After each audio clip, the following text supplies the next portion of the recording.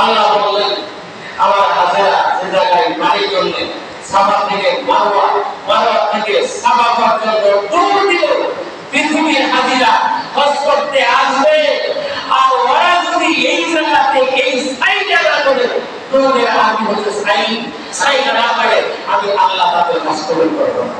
সুবহানাল্লাহ বলেন। এই জন্য প্রত্যেকটা হাজি গিয়া সাফা মারওয়া সাই করে দৌড়বেন।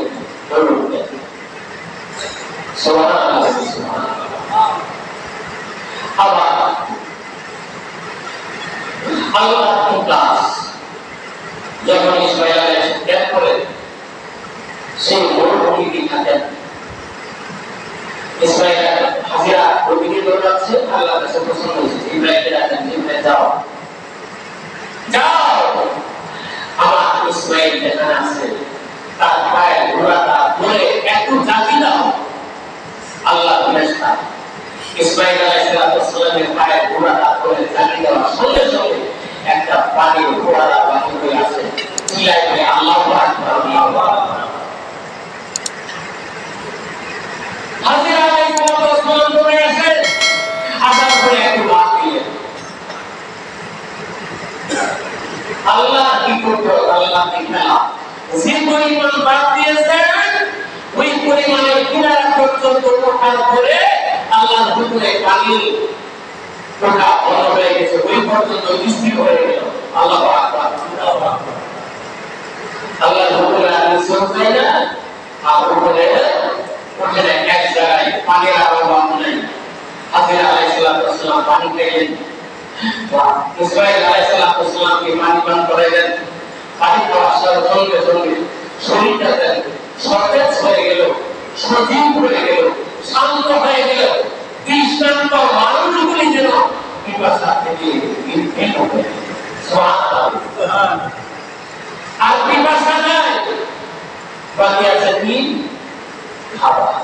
রুটি বসায় আল্লাহ পায়না খাওয়াইতে আল্লাহ খাওয়াচ্ছেন আল্লাহ। অনেকেরা সিরিয়াতে ব্যবসা বাণিজ্যের উদ্দেশ্যে চলে যায়।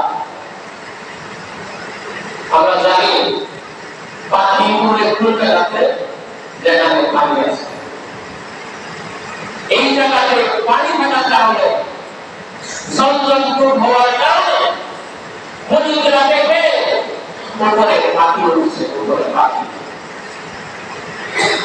ওরাও তো পানির পিপাসায় বিভাজিত হয়ে যায়। যে উপরে যাইতেছিল চিন্তা করতে লাগলো পিপাসায় আমরা অনেক কষ্ট করি, আমাদের কাছে খাবার আছে, পর্যাপ্ত কিছু আছে, শুধু আমাদের সংকট পানি। তাই ওরা চিন্তা করলো আমরা এই মরুভূমি দিয়ে যদি যাই তাহলে মনে হয় সেখানে পানির ব্যবস্থা আছে। তারা করে মরুর প্রান্ত দিয়ে যাওয়া শুরু করলেন। যাওয়ার পরে দেখেন সেখানে সেই মরুভূমিতে মাত্র 80 বছর আর কেউ নাই, নৌকা মানুষ সেখানে আছে, আর সেখানে পানির ব্যবস্থা আছে। সুবহানাল্লাহ। সেই পানি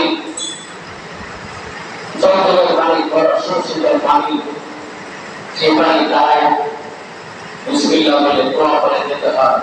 কোন রুগ্ন ব্যক্তি যদি সেই পানি পান করেন, এই পানির মধ্যে আল্লাহ হুকুম শাখা দিয়েছেন, সুবহানাল্লাহ। পানি পান করে আল্লাহ ওই পানির বরকতে তার মুখ থেকে পূর্ণ হয়েছে। কত ঠান্ডা সুশীতল ভালো পানি, স্বচ্ছ পানি আল্লাহ সেখানে রেখে দিয়েছেন। ভূমিকা বলছে আপনারা যদি আমরা খাবার খেজুর দিই, আপনি আমাদেরকে পানি দিবেন। আমরা আপনাকে খেজুর দেবো, আপনি আমাদেরকে পানি দেন। আমাদের পানি বাবা, আপনার খাবারের বাবা, খাবারের ব্যবস্থা আমরা দিচ্ছি, পানি দেন। তারা পানি দেওয়া শুরু করলো। আর অনেকেরা পানি বোতল ভরে ভরে তারা পানি নিলেন, আর তাদেরকে খাবার খেজুর পর্যাপ্ত খেজুর দিলেন। হাজরা আলাইহিস সালাম সেখানে খেজুর খাইলেন। খেজুর খাওয়ার পরে খেজুরকে মুসিগুলো ছিটাইয়া দিলেন। আল্লাহ হুকুমে গাছ হওয়া আরম্ভ করলো, গাছ হওয়া আরম্ভ করলো, খেজুরের বাগান হওয়া আরম্ভ করলো। খাদ্যের আর অভাব আছে,